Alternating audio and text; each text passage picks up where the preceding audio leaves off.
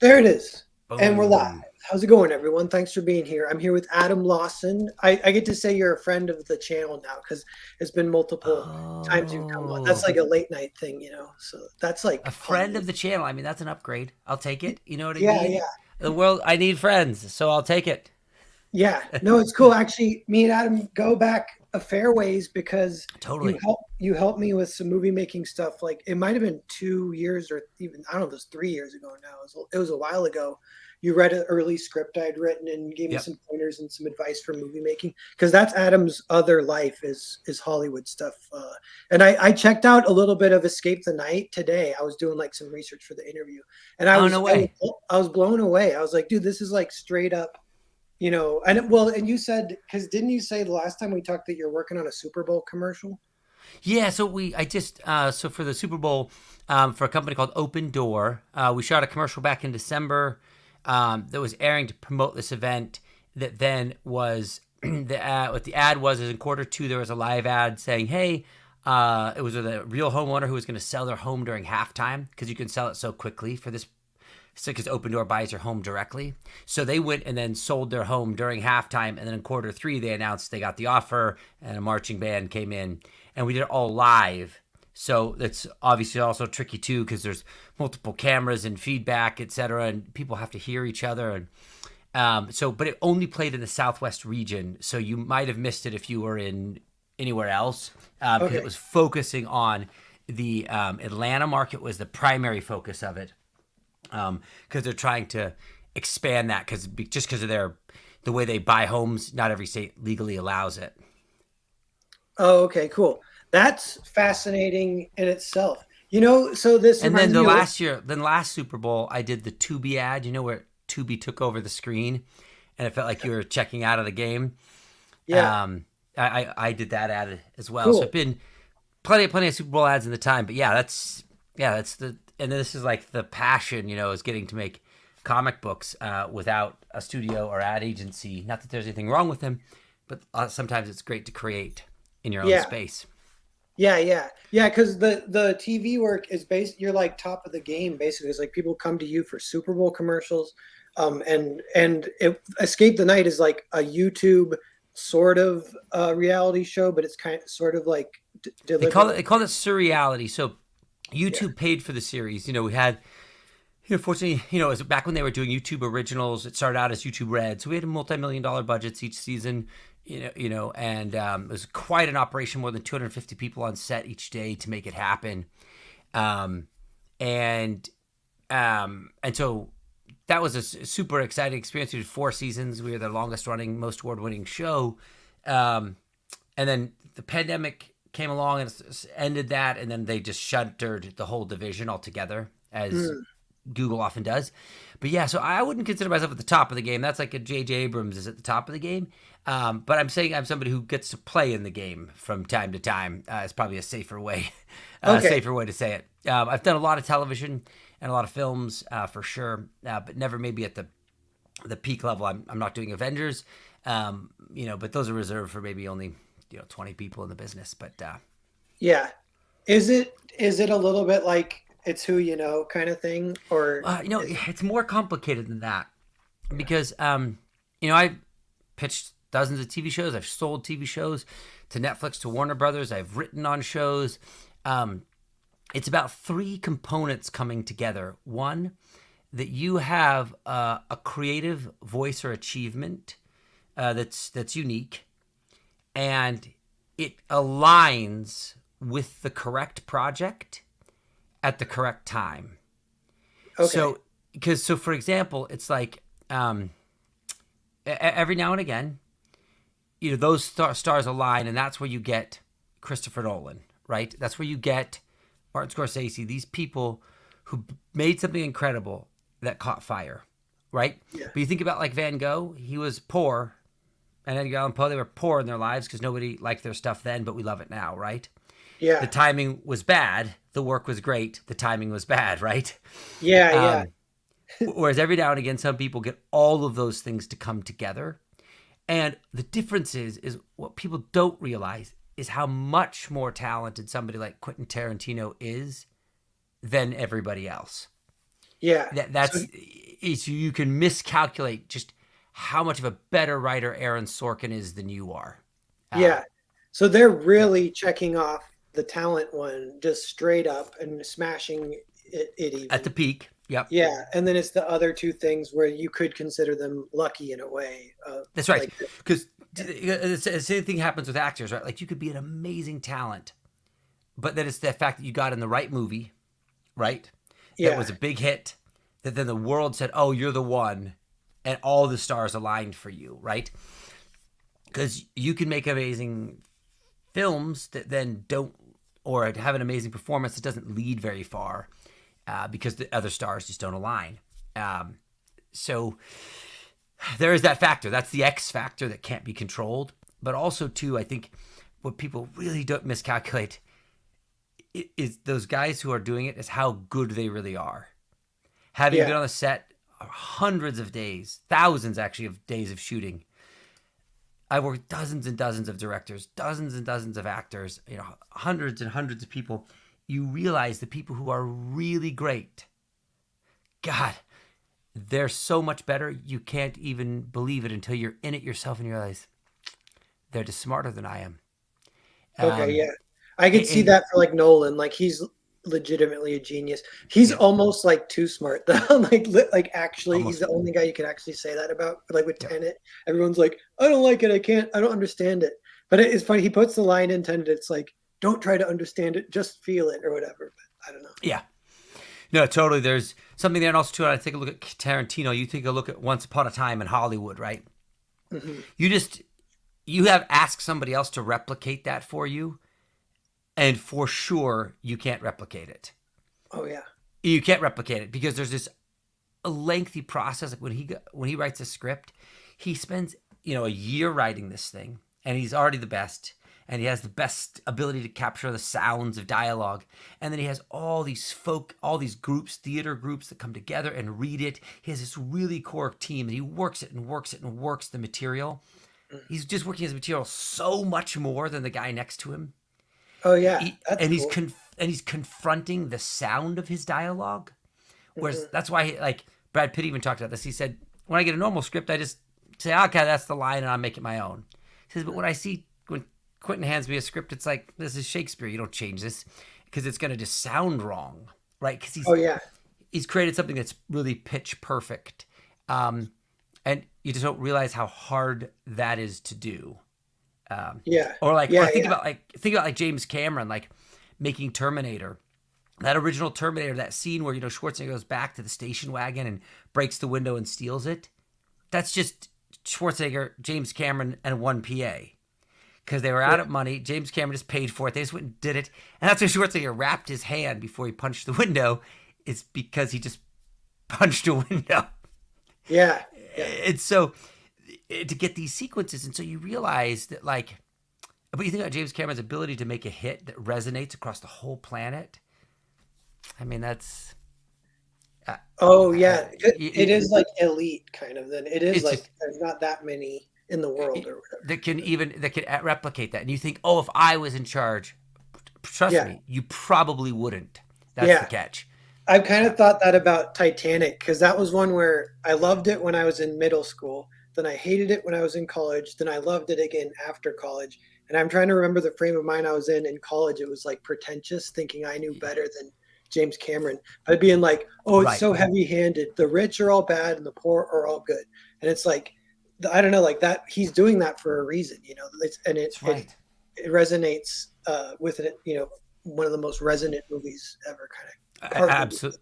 That kind of. Absolutely. It's unlikely, no matter how much I work or you work or films we make, we would ever make something even remotely as monumental or as have much impact, to people emotionally. And so it's just that's a hard thing to accept. So that those guys just have to be that good. We were just talking about the Super Bowl, and you think about Patrick Mahomes. He and I have done a couple commercials together for Coors Light, and he's this very nice, unassuming guy, but he's just that much of a better player than.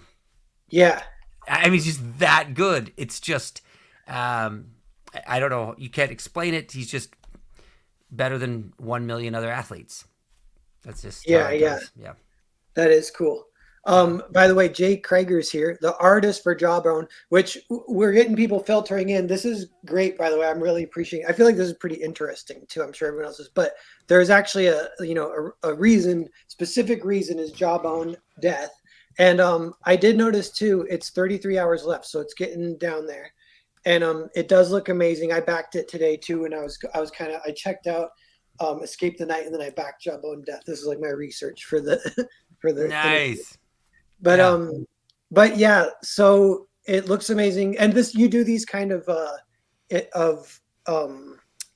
they're like limited edition, correct? Yeah, so the idea is what I've been trying to do with these last 3 campaigns actually of just the book's already done, right? It's ready to go. Even like this is, the Kill Journal is another book that Jason and I did together. It's a supplemental book that you can get. It's $15. They're already printed even. They're ready to go. This is I put this out of the campaign. It was an older book I'd done, but never with this cover and style.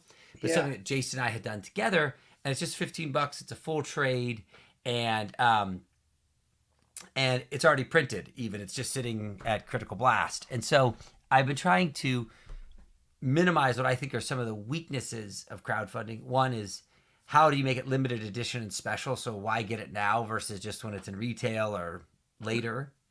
Right, they're signed. It's a foil cover, and you can see I already printed a couple copies of it. You can see here's the book, right? You can see it's already got this wrap. Oh, look at that! That is awesome. Yeah, it's this foil. It's this wrap foil cover, right? Oh. And it's this That alone, I didn't realize how cool it would be to show the wrap cover. Because I've never done that for my books. Yeah. I'm like, that's cool. But when you actually see it, that's amazing. You're like, oh my God, that's cool. Right? And it's such a rad thing. Now, this is the advanced copies that I had done because I always try to print it before so I can double check that there's not whatever problem. And you can, there will be a title on it. It'll have the trade dress, the usual title and the number, etc. But what I wanted to do is build you something that, one's going to be signed, and 2 is going to be a foil cover. Like when you go into a comic shop and you try to buy a variant or the incentive cover for a comic, it costs you $20, but it's not signed and it's not foil, right? And so, and it's a 28-page story, and also too, it's this gray-toned interior, right? That was going to be something that would be different that will never go to retail, right? This is just. Yeah. Just Who our goes here, by world. the way? Jay Krager, how's it going, man? Good. How There are he you? is. Good to have you here. Sorry, I'm outside. My wife is doing some stuff inside, so I thought it'd be It easier. looks like it's still sunny where you are. It is. Yeah. It is. Yeah, It's we're in 4:17 in California. Yeah. Oh, Cal, I was going to say, you're like in Hawaii. You're like ahead of the sun. Yeah. No. It's reflecting off the back wall onto me. So, Oh, nice. yeah. Cool. So we wanted had to like black and white. Yeah, so just trying to make it something. This is an exclusive piece, right? You can see this beautiful interior that we had done here with these gray tones, and what I wanted to do was to make this an item that was a fully collectible piece. It would never exist anywhere else. I think I learned that the hard way from The Exiled, which, by the way, just arrived at fulfillment today. So if anybody backed that, it just arrived at fulfillment today. I know it's taken, dear God, for forever, but it's arrived at fulfillment, and we're getting out here shortly. But that you guys, that backers got something that no one else would ever get before everyone else gets it, and it would be a collectible item that you could be proud to hold up. Because I remember when I early backed this book called Jawbreakers, this book, way back when I very first didn't even know what crowdfunding was. Somebody pointed me to this thing, and it came in the mail just like in an envelope, and it just was, I got it out, it was a trade, and I'd waited all that time, and I was like, this is just like a normal trade. Mm-hmm. And I was, not to say anything negative about the creator, and he, it was kind of when things were really getting going in this direction, but it was like, that wasn't really, the juice didn't feel quite worth the squeeze, right? Mm-hmm. Whereas I've gotten a lot of other books where people make something as special as they can out of it, and when you get it, it sort of feels that way. So that's what I'm trying to create. It's something that's done, so you don't have to wait, and 2, something collectible, so that it was worth getting in early and also paying more of a premium. And so that's what we've been trying to capture, right? Like how do you give people at least those 2 things, on top of obviously a hell of a story and epic Yeah, art. I mean, look at Jason's pages here, right? It's just so badass. Oh, and I can even just show you the yeah. pages. Because not only is that confirmation the book is done, this is Oh yeah, confirmation. yeah. This is a cool part because I've seen a little bit of your pitch from Creative Block, and I'm like, it's cool you have the original art there too. That is so awesome. Right? You can just see it like this is it. And there's 2 of these pages Yeah. left. We've sold almost the entire book out. And when I say the whole book, there was a few pages I just that just weren't sexy enough or exciting enough to want to get. But like this would be a page that's available. This beautiful page where Raina Summons the Mistslayer, our villain in the story. Yeah. Or this. Can real quick, let me ask Jay Krager, when you're doing that art, so do you just kind of like pencil it and then ink it, or do you have any like tricks to get the layouts and like with the light boards or blue pen or blue whatever? So I usually pencil on like 11 by 17 bond paper. So it's like typing paper, but it's 11 by 17. And, I usually have an idea of how I kind of want to lay something out. But what I'll do is work out the page full size. And then if I have to light box it, like onto board, that isn't a big deal. I can just do all my fixes as I light box. And because it's drawn the way it is, it kind of gives me a wider berth uh, as far as like being able to construct stuff right onto the page. So I usually am most comfortable working like that, but sometimes I'll pencil straight onto board and like erase it, and it kind of leaves the outline, and then I'll tighten it up that way. And Okay. See, that this I is the redrew 3 times this is before the I cover. did Cool. that. That's Yeah, because that one shows. beautiful piece. Yeah, it's like a perfect drawing. It's awesome. Thanks, But yeah, man. you need like I guess because I've been messing a little bit with traditional. It's like you need these checkpoints where you're sort of redrawing stuff so you can polish it up. And it's like digital, you sort of just have that with like layers or whatever. It's just so easy. Right, right, Control Z, blah blah blah.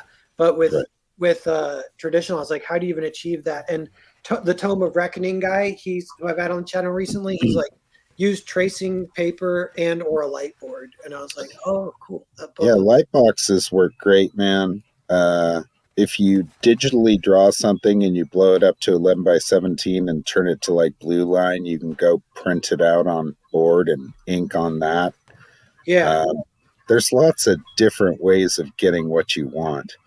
And I just found what works for me. So usually I draw on bond paper all day long, and it's usually to get at least 2 usable images, whether it be a whole page is 1, and then a second page is 2. Well, Jason, we have to talk about this page for a second. Oh, okay, Because sure. this, while you're talking about this, how this is done. So this is, so this page here, this is the queen. So this is the Mistslayer is our villain, and imagine he is a monster that has been locked inside of the killing tree for 1,000 years, and his objective is to consume all of their myths and beliefs and consume them into one and enslave the world, right? And he needs a queen to be his counterpart to help him bring his monsters into the world. And this is his queen, Raina, which is this mentally unwell woman who kills her parents and sacrifices them to cut open the killing tree. And she has 2 forms: this worm-like monster, and then the human woman. And when she's the worm, how she then goes back into being a woman is this. You see the worm spits her out in a sack, but she's all broken up into pieces there. And she then has to break herself back into pieces Oh, to reform cool. herself. Oh, that's awesome. And then this here is the Mistslayer here with this massive centipede arm. This was an addition that took us a little while to find to make him more unique. But yes, Exactly. here's where Raina, kills her parents and crosses the line and listens to the whispering voice of the Mistslayer. He is, Stephen King archetypal in the sense that he is a villain that whispers into your ears, your deepest fears or doubts, and convinces you to come over to his side. And he's slowly taking control over this small town and amassing his army and building strength. Mhm. And this ground in this small town where they are used to be the temple, his temple, Yeah. a Yeah. thousand years ago. And so he begins to dig it up. And Jawbone, our character here, is Mitch Bernthal, who is a burned out enforcer for the Red Animal Biker Gang. And he has nothing to show for his life but bad choices and knuckles of iron. And what's happened is he has this religious awakening, if you will, this spiritual awakening when he's beating down a snitch for the gang and realizes he's going to hell unless he makes a change. And so he turns the shotgun around on the gang boss and blows his brains out. Mhm. And then his whole world crumbles and he ends up at the bottom of a ravine bleeding out and his blood leaks into this tomb, which summons the Leviathan warrior here, who was an ancient warrior who once helped lock the Mistslayer in the killing tree and gave his life for it.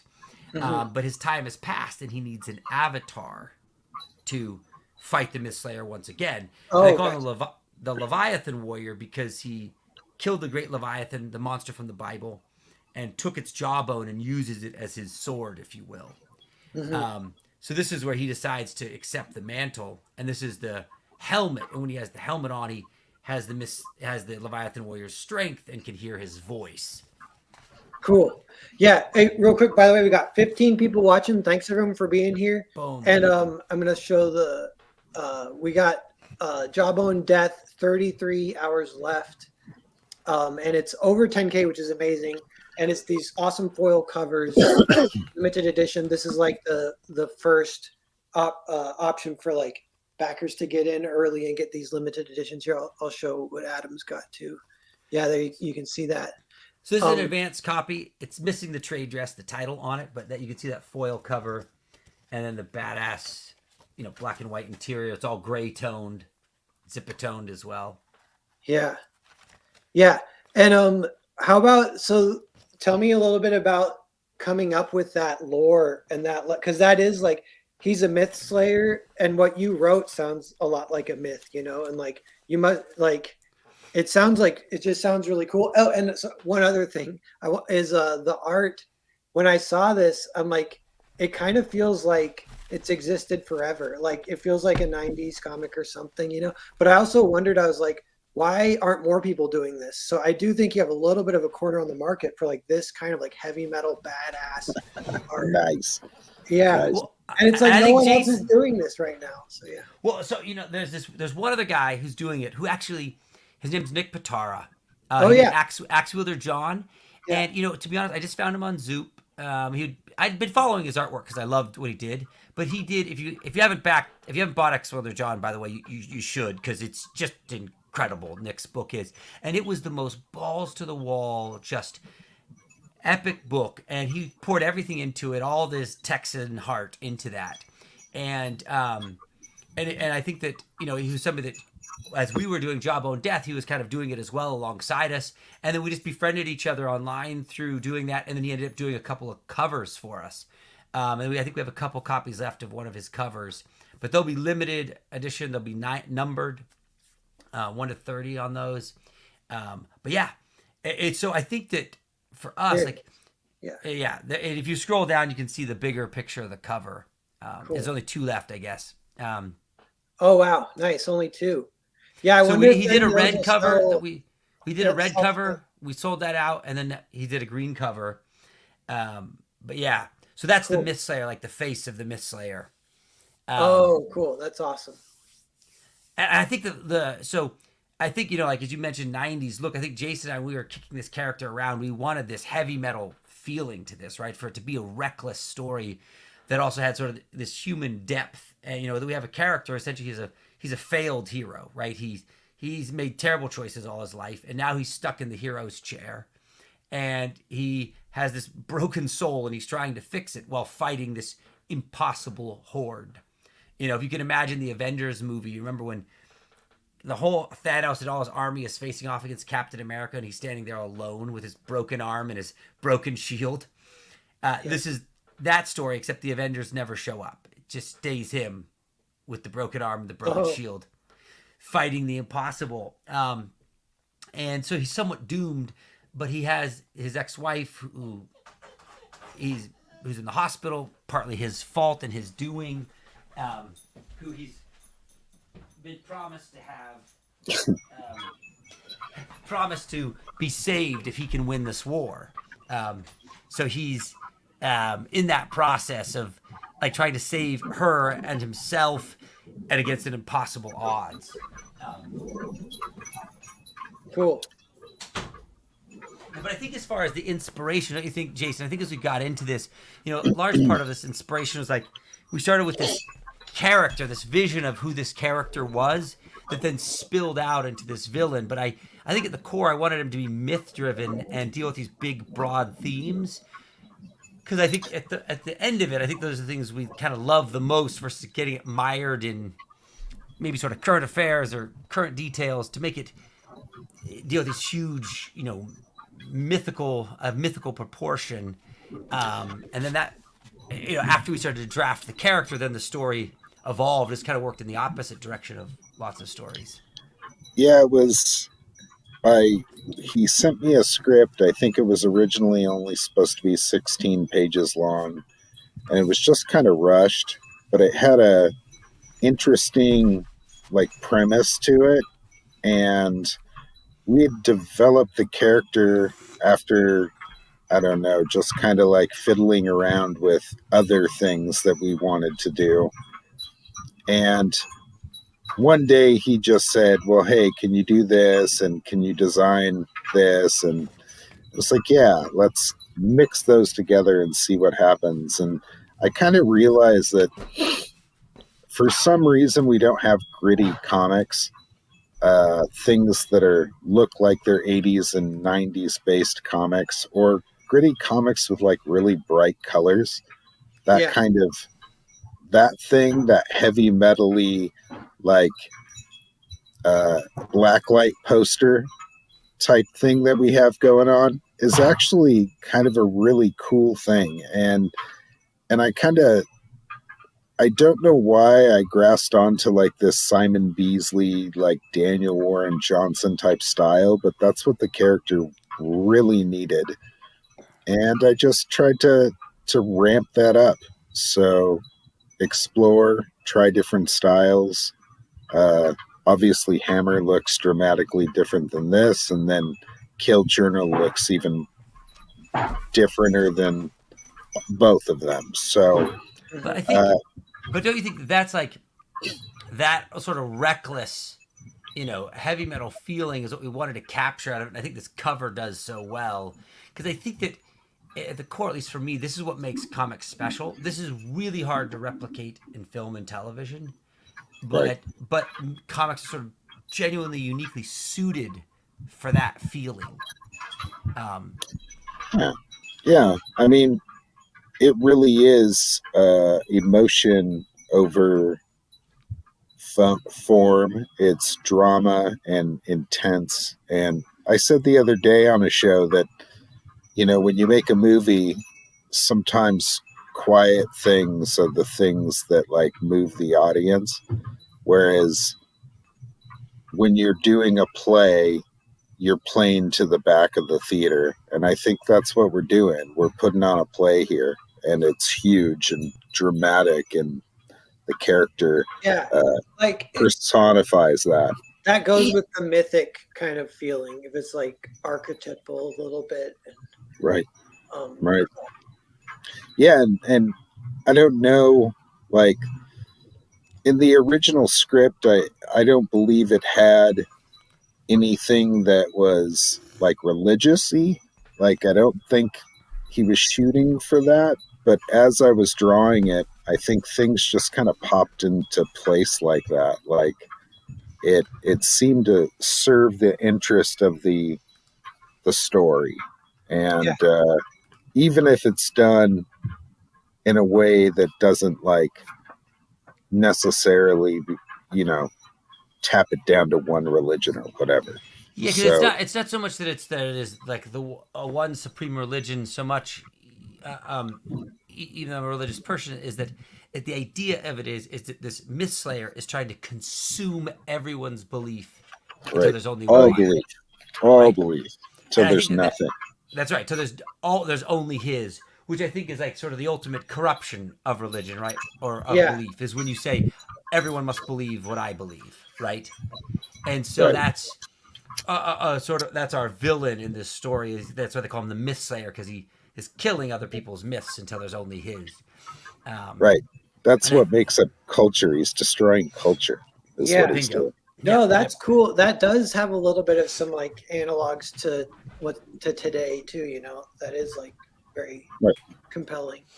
Um what about, let me ask you guys, so this is the first issue. Is it function specifically as like a short story, or is it meant to be a little long a series, or what's the plan for it?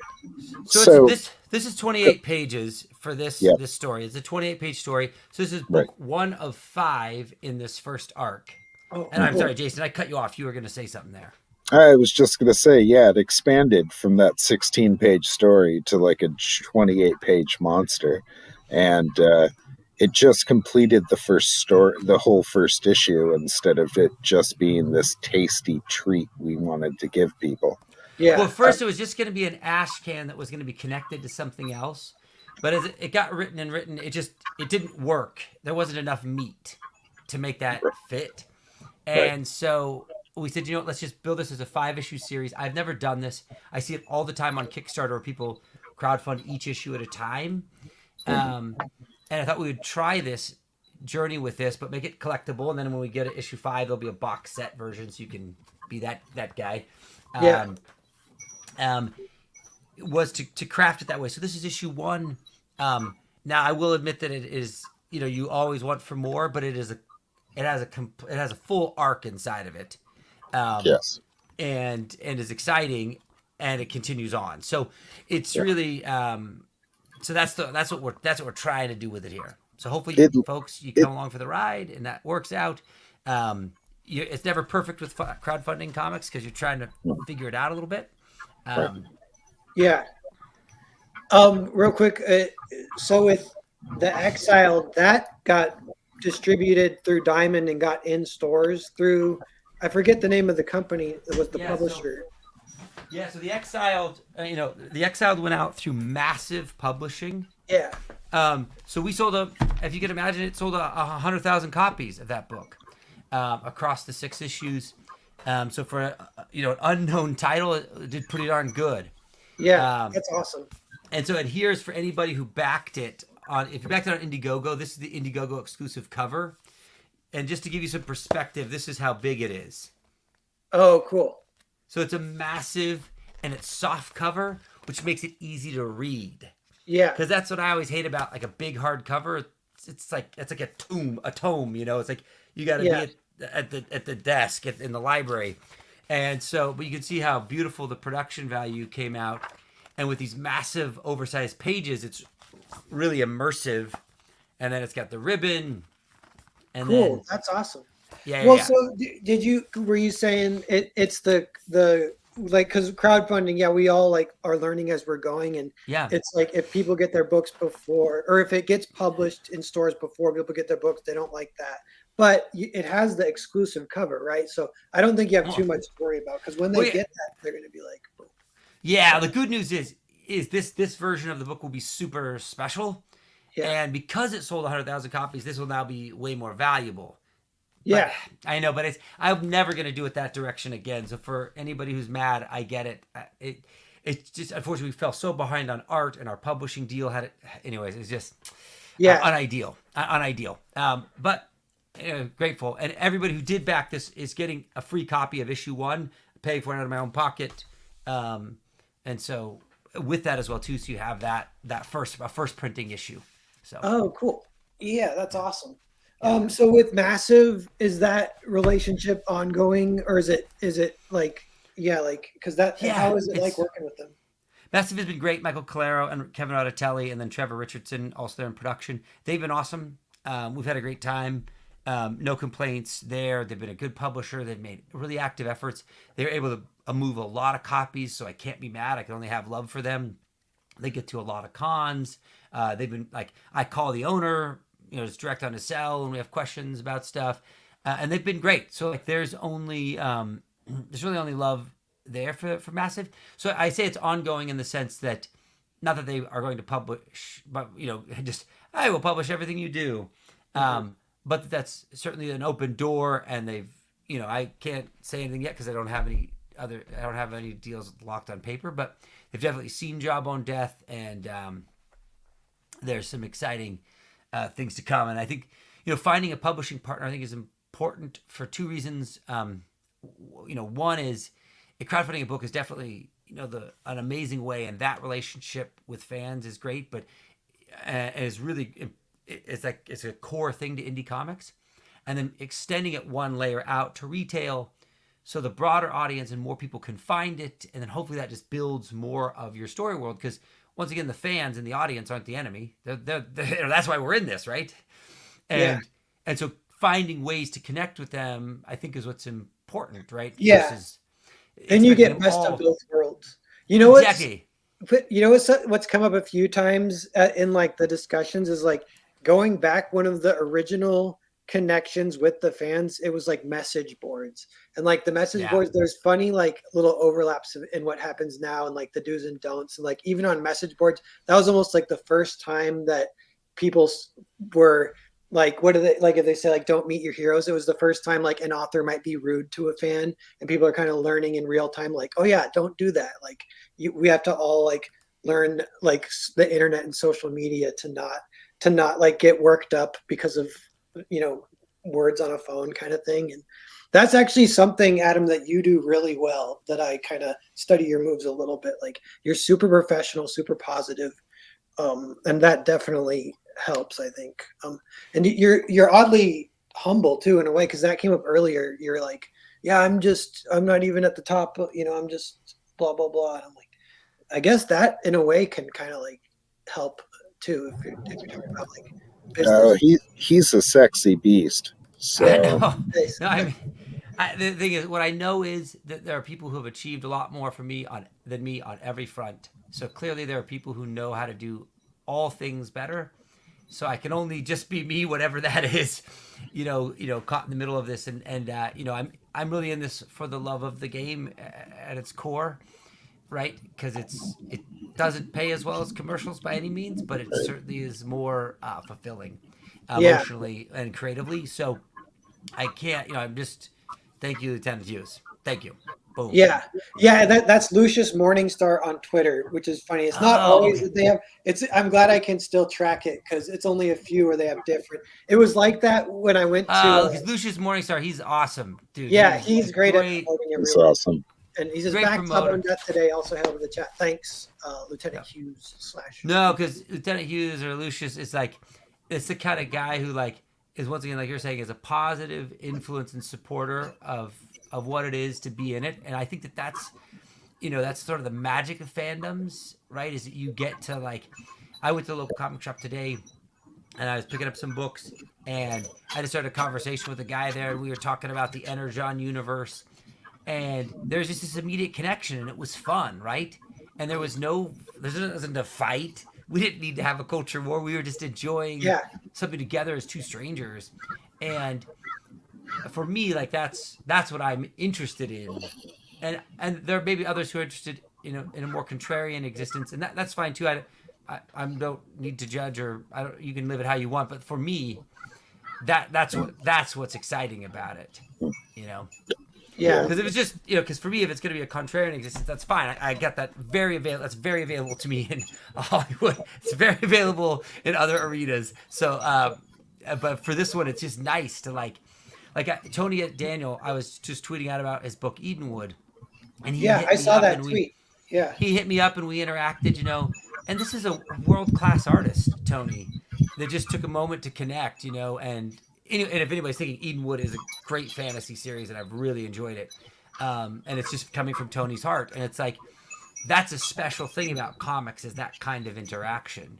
Yeah. And I don't, I wouldn't want to do anything that would destroy that, because that's why I'm here. So. Oh, yeah. That's a good point. And when you were saying that, it made me think that's something Mark Miller says. is that like having comics in common is like having the greatest thing in common, and Totally. it should be able to like bridge all gaps, and it kind of can in some ways. It's almost like an illusion a little bit, the culture war, especially these days, like as it's kind of like it feels like things are getting better kind of, and everyone's kind of optimistic, and like I in real life I hang out with a lot of people that if I would judge them by the book by the cover, I would think that they're like SJWs and they'll hate me because I hang out with Comic Street or whatever. But no, like we all get along, and it's like it's actually really like heartwarming or wholesome. That's the word I was thinking of. Right, and that's what's crazy. Is sometimes online you can have these comments, you can attack people, but if you just met that guy in a comic shop, you wouldn't behave that way, and you wouldn't treat him like that, and he wouldn't treat you like that. Yeah. It's interesting. There's this writer who I like very much. He wrote this book called Scout's Honor. David Pupose. He's I really enjoyed his book. I met him at a con that was here in LA. Revenge of Comics and Pinball had a little get together with creators, Rick Remender, and I met him. He and I had a great chat. We hung out. I bought his book, and then I went home and I read it, and then I was going to tweet out about it, and I went to go tweet out, and he had blocked me. And I thought, it's so weird, and I realized. It's probably some sort of a blockchain thing because he and I had never interacted or whatnot. Because I'm like, you mean the guy he just like had a great chat with, gave him money, bought his stuff, talked about all this stuff? He's now mad at me? But he had just, maybe blocked people because somebody I was connected to, or who knows what the case is. And it's kind of a shame because what the real life experience is he and I were pals. And then I just stepped into X to Twitter and I'm blocked. Yeah. I mean, literally with it, it's like that contrast. It's like, this is the difference. Like, oh, this is real life. What that experience of trying to foster. And then this over here, that's like. And that's kind of tragic almost because it kind of comes crashing down what you had been building there. It gets kind of destroyed.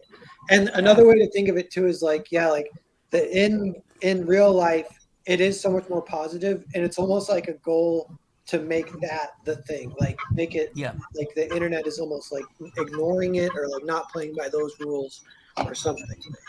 Yeah, it's got this weird new set of rules that I don't know that it helps. I don't know that it helps. It's hard to know the answers in that. I think that there's been dirty playing on all lots of different sides, and I don't think there's any reason to name names. Like, I think that at the core of it, lots of people also too are feeling like maybe their version of comics is being taken over, right? Mm-hmm. Or what they loved about legacy characters. That's one of the reasons why I don't buy Marvel and DC comics, and I stay away from legacy characters because I love them. They're great. They're just the past, right? They're just the past. You can do whatever you want with them. You're not Bob Kane. I don't care what you do with Batman. It's owned by a big multinational corporation now. It's whatever. That's not my childhood. That's not any of those things. It's the indies is like where all the fun is. Real quick too. Right. Hey, Jay Krager, I've got you muted if you're not talking because there's some chimes in the background. So don't worry about it. But just we'll get you. So just so you know, I'm not like cutting you off or whatever. No, it's okay. I muted myself because of it, and then you noticed that I had muted myself, and then you unmuted me, and then you heard it, and then you muted me. I know. Like, I'll let you handle it then. Yeah. It's all good, man. It's all good. Okay, back to it, Adam.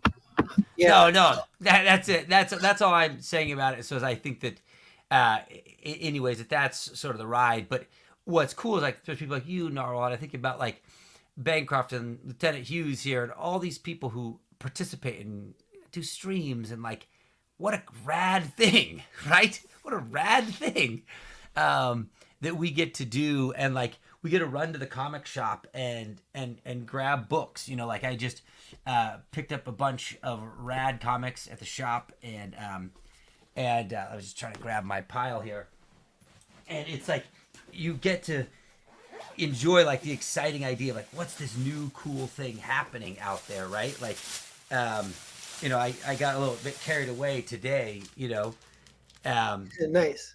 But I see you got Huck, dude. I'm gonna get that one soon too. See Huck. I mean Millar. I think is a legend. I've done some videos about his stuff. I've read nearly every single thing he's done.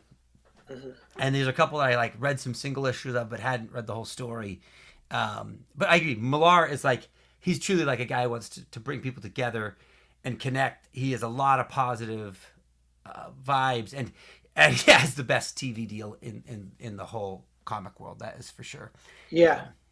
Yeah. Yeah, he's cool. He's definitely like, it's, I don't know, like he kind of coined the term cancel pigs, which sort of like really took off. And that part of that was like all that felt a little bit like the big watermark turning point for cancel culture. Because that's the thing too. Like if I ever had to pitch like Comicsgate right in the middle of it to people, and I would go back and forth on whether I should or if they asked about it.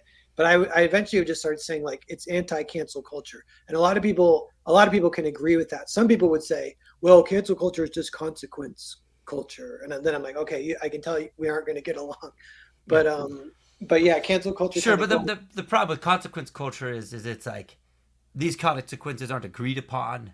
It's Yeah, not by, these are agreed. It's not like the rule of law, which people vote for. They have officials. There's like some structure to it. It's just like mob chaos. yeah, It's not. it totally is like mob. Yeah, and it's like, and it's flavor of the week stuff. It's not based on an agreed upon line. It's just a line that sort of just publicly gets thrown and then it gets shifted. So it's really hard to how much. I mean, Yeah, I agree, because Millar is also coming with his cancel picks. That is obviously somebody who's had the top success, but he's so great because he's like, no, I want to connect with retailers. I want to connect with creatives. We don't need to have a fight, and that's a lot to be said for that. yep, yep. We're so by the way, we got 15 people watching. It got as high as 22. So thanks everyone for Yeah. being here, checking out Jawbone Death with Jay Krager and Adam, the writer and artist of this awesome new book. And Adam's got a ton going on. Jay Krager, they got multiple books, but and yeah, it's awesome. So and it is interesting that it's kind of almost the last day. So it's coming up here. Yeah, it is. It says day. It kind of goes day one, then it goes to like the hours left. But yeah, it's coming to the end of it here. And one thing that's cool too is we also did this rad T-shirt for the campaign, because I Oh love yeah, doing T-shirts. If you scroll down a bit, you can see it. It's just sorry. Jason created an original piece of art that's just T-shirt, and its own cool thing. It's its own proud like symbol of your tribe, if you will. That is, it's just built for the T-shirt. The way he built that unique shape of Jawbone, and I love that. I have too many of Phil Diaz's T-shirts. yeah. Um, and the Mary Boys T-shirt, a whole bunch of others. I love that.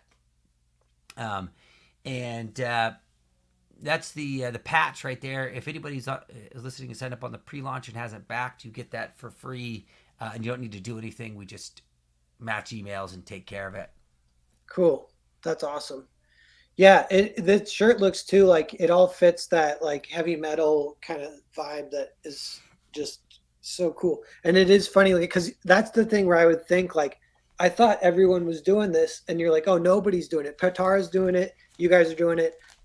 Back in if I try and think back through like indie comics, it's like who Brutus the Badass was a little bit like that, but there's just not as many as you'd think really. And this is like out of like hundreds of books, so it is. Yes. To me, it feels like it's serving a real cool like valued need from the readers or whatever.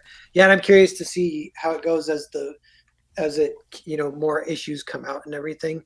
I'm excited to be a backer on this one too. And as we we got 12 minutes till we hit an hour, then we'll kind of start wrapping up. But I had one more kind of angle I wanted to talk to you, Adam, about is like we touched on it a little bit, but it's kind of like the balance between what you do. So because you do Hollywood, you do board games as well, and then you do comics. Is that like everything, or is there more even? But No, I mean those are really where I've done it, and board games. I've done several of them, and I love doing games. And I used to do a celebrity board gaming TV show with Will Wheaton, which was a lot of fun for 4 seasons. But I've stepped kind of back a bit on the board gaming side of things. I know I was helping Irene work out some details and connecting it to a game designer, just like fitting it all together and 2 little children, But that's really kind of the world, and I think that they all kind of come together. Different formats for storytelling versus a comic book versus a film versus a board game. One is interactive, ones you read, ones you watch. And I think that there's a lot to be able to learn from the different mediums about the other medium. And also being able to appreciate, like, these are the things that make comics exciting and exclusive, and to own that thing. And like, this is what makes a film exciting and exclusive. I would say.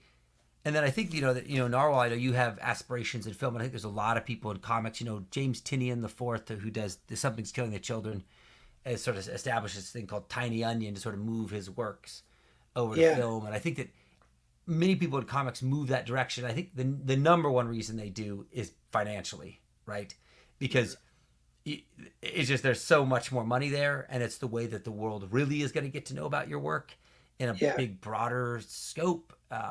Anyways, I don't necessarily fully agree with that all the way, that it needs to go that way, but I do definitely think that for many, it's the way to financially get out of, really tough times. So I can full respect for that. And obviously I work in it as well. And it's, anyway, so I'll leave it at that. Yeah, they can be kind of vertically integrated, like what you're doing, like you're kind of doing that James Tinian the Fourth thing, or I don't know, maybe not quite as deliberate, but it's like you have your own idea factory that can be like then transferred to Hollywood if you want. Like, sure. Is anything like that you can talk about happening, like even the Exiled or anything? Or yeah, so I can't. There's the Exile is a bit complicated as far as how that is working out, and obviously that's a great partnership because Wesley Snipes was my co-writer, and that's a different level of celebrity than clearly myself, and his legacy is massive, and he was a great, and so that has its own pathway. But let me show you this. So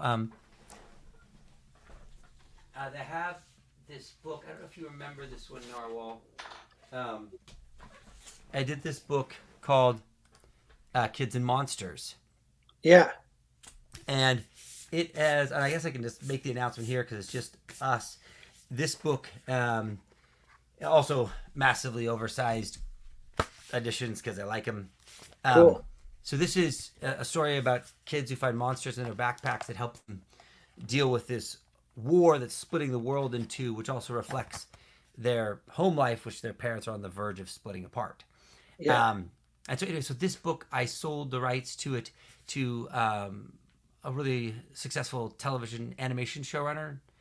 He does Avengers, Transformers, Spider-Man, Stretch Armstrong. He's done a lot of great stuff. And so hopefully it'll get its proper announcement here in the next few months as he takes that out to market. So that is, so that's that, which would be exciting, I think, to live in the kids, the more, I shouldn't say kids, but like more all ages animated world. Yeah, that's awesome.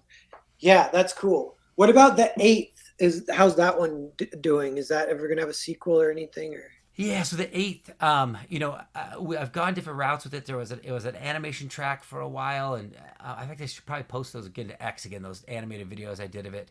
And it sort of stalled out. It had another studio producer come on and pick it up for a while. And went through some rewrites, and it sort of fell apart. And which is sort of the Hollywood ride, is lots of like running your head into walls and trying to get something to connect. With what I'm going to do with the 8th is I'm going to do another offshoot story like I did with the Kill Journal. We'll do a one shot that explores another part of the world to continue that legacy. Oh, cool. Cool. Yeah, so that we're getting into a little bit of like things that might be coming up next. So I guess if you lift everything, it's like a kind of a lot, but you got Jawbone Death, the 8th. Is it Psycho Killers is also that's like right. The kind of thing like Jawbone Death a little bit, like the limited edition. Yep. So we did 3. We did the Kill Journal, the complete Finch dossier, Psycho Killers, and Jawbone Death. All foil editions, limited, numbered, these kinds of things. But all done before the campaign finishes, so that way people get their stuff right away. Cool. And yeah, like it's a little bit like you were saying, it is interesting how the 3 worlds that skills in one can help you in another, but they help sometimes in ways you wouldn't foresee, I guess. And well, and like there's ways that you're vertically integrated, which is that's in itself like it helps a ton or is really cool. But I'm curious, like yeah, like from so comics in just off the top of my head, it's like comics gives you freedom and film sort of gives you limitations, and the limitations actually are kind of interesting too. Like there's creativity that comes from that as well. But Absolutely. I mean, because now you're trying to take an idea and build it in the three-dimensional world, yeah, right? Is you're going to build it in a three-dimensional world and then slap it back into a two-dimensional world, right? So yeah, comics are two-dimensional, and then you're going to take it um, and it stays that way. But movies like pop out to 3D for a moment and then come back. yeah. Um, Yeah, I mean, I've noticed that it actually sometimes I'll do a little bit of that even with like my comics where if I have like an action scene in a house, I'll be like, okay, I want to know the layout of the house. So I'll do like yeah, a map or like even a low poly 3D thing. And then once I know that, that helps the writing, you know. And yeah. Jay Krager, do you do anything like that with the design process, like helping the storytelling? Hold on. There you go. So I do a couple different things. Um, Not so much if I'm trying to design a house or something like that to like know where things should be, because I can kind of imagine that. But sometimes when I sculpt, sometimes if I'm doing character design, I'll sculpt a character like physically just to kind of have a better grasp of it and use it as reference in lighting when Oh, I do. Sometimes it in the case of Jawbone Death, I do have a little sculpture of Jawbone Death that I can kind of turn him around and do stuff to kind of look and see where his jawbone is going to be so I can get all that foreshortening right. But it yeah, didn't happen. it's a very 3D shaped design. The jaw. Yeah, it's really hard to draw if you're not like you don't have any frame of reference for it. Yeah. So I that's why I ended up sculpting one, and it helps with that type of stuff. Um, Whatever you can use to help yourself visualize, uh, do it. So as far as I'm concerned, Yeah. um, and it helps me to sculpt stuff and Yeah. go sometimes through a fairly lengthy design phase. Yeah. Okay, And okay. specifically with Jawbone Death, he does have a crazy design. It's awesome. It is kind of 90s, kind of heavy metal. And is that kind of the basic inspiration, or was it like a little more than that? Or did it come from the story too? Because he is a biker enforcer. So there's Well, like, he's intended to be a big brutish guy, and initially I used Lobo as my inspiration because Lobo is so kind of space biker. yeah. He's ginormous, so I kind of went with that type of costume, but when it came to the helmet and stuff like that, that's a little more Frazetta and primal. Just Yeah. yeah. Cool. So yeah, I those that combination just kind of gives you that 80s, 70s through 90s comic book Yeah. experience. And you know what? It's like what Adam was saying too. Like if you just put this guy in an empty white room, if he's fully designed, you would kind of start to know what the story in the world like it would start to feel natural. Like he fits very well in a very specific kind of thing, which is like the kind of heavy metal Lobo kind of 90s kind of thing. Adam, did you have design like back and forth with Jay Krager, and do you have various approaches to that, like some input on like the chains on one arm or anything like that, or Yeah, no, I think that early on, particularly in designing him, figuring out this helmet, figuring out the scope of his weapon. I think that was the most important part for me was the design of this bone blade, because at the end, that's what makes him different. Because he's not Lobo, he's not a space biker who's like a kind of a crazy sort of pseudo villain slash pseudo hero like Lobo is. He's not that guy, even though maybe he has some aesthetics. Though, but I agree with you. The hard part is like a biker aesthetic. Lobo has a biker aesthetic, but he didn't originate the biker aesthetic. Um, by any means, but I think that there's things from that. So I think that that was more on my side was like, how do we get this jawbone weapon and how do we get the helmet right? Because those are the things that truly separate him. And I also think so. Jason and I went through this a bunch back and forth on the details. I think probably the Myth Slayer was the most back and forth. I think Jawbone, you sort of instinctively knew, Jason, who this guy was. Yeah. Cool. Well, the Myth Slayer too fits, and it's awesome. And one last question too, because you mentioned the tree, right? What's it called? Is it? Yeah. It's called the Killing Tree. Yeah. How did you think of that, and where did that idea come from? Because that's another it feels very mythological. It feels very cool. Some of these ideas, they feel like I had this idea that like anciently that like Leif Erikson had come over. And they'd taken a villain from the old world and he trapped it in a tree. I had written a story about this called The War in the North. And so I sort of evolved it from that, which also had sort of Viking roots. Okay. Cool. That's like, that's, if you're talking myths, it's like the Vikings and the Celts all in that zone, Northern European pre-Christianity is like so much good stuff around there. And such good stuff. Some like overlap too. Like they would kind of have kind of similar-ish type things. But yeah, that's cool. That's always like a deep dive that I think many a creative person goes down at some point. They get into Vikings or whatever. Yes. Cool. Well, we can kind of start wrapping up here. We hit an hour. Thanks you guys for being here with me, and it was a great discussion. Very fascinating always to talk to you both. I'm trying to soak up from both of you some tricks of the trade, some tips and stuff. I updated it once. We got one backer as we're talking. I'm scared to update it again because if it doesn't go up, then an angel dies somewhere in the world. So we don't. So let's not take that risk. Yeah. But like people are seeing it. People are knowing that it's closing. And this is one I think some people do. I kind of had this reaction too, where people are like, wait a minute, I would have guessed it would be even higher because it just looks like such a smash hit. But it's doing great, which is awesome. But we're like, no, I think with the close the last day, a lot of people will be kind of coming on board. And we got 20 people watching, so definitely everyone. Boom! Thank you. Yeah. No, I know. I know. Oftentimes people will say, "Oh, this should be much bigger, much bigger." I don't know. I don't know what causes it to become much bigger, but if anybody has the insight, you just hit me up in the DM on how to make things much bigger. Yeah. But thanks everybody for backing all this does. Jolly Green's been such a great supporter. Love Billy Basco here in the chat who created the logo. Nice. Thank you, Crenshaw. Thank you, brother. Thanks again, Narwhal. I appreciate you having us on, man, and spread the word. Thank you. Yeah, it was cool. Cool. All right. Well, I'll end the stream here. And yeah, thanks everyone. Thanks, guys.